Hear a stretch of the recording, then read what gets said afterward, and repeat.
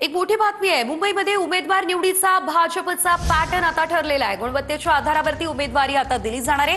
वॉर्डमध्ये निवडून येणाऱ्या उमेदवाराला प्राधान्य दिलं जाणार आहे। माजी नगरसेवकांच्या कामाचं मोजमापही होणार आहे। मुंबईच्या 227 वॉर्डमध्ये भाजपनं निरीक्षक नेमलेले आहेत।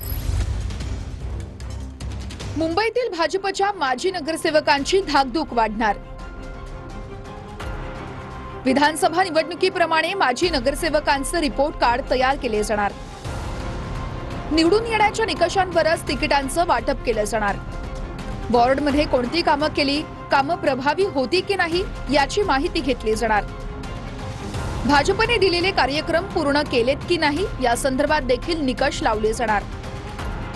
लोकांचे प्रश्न मार्गी लावण्याचा प्रयत्न केला की नाही याची देखील दखल घेतली जाणार। उमेदवाराची प्रतिमा लोकांमध्ये कशी याची देखील पक्षाकडून तपासणी केली जाणार। निष्क्रिय माजी नगरसेवकांचा पत्ता कापण्याची शक्यता, तरुण उमेदवारांना संधीची शक्यता। भाजपकडून एका वॉर्डमध्ये 3 निरीक्षकांची नियुक्ती।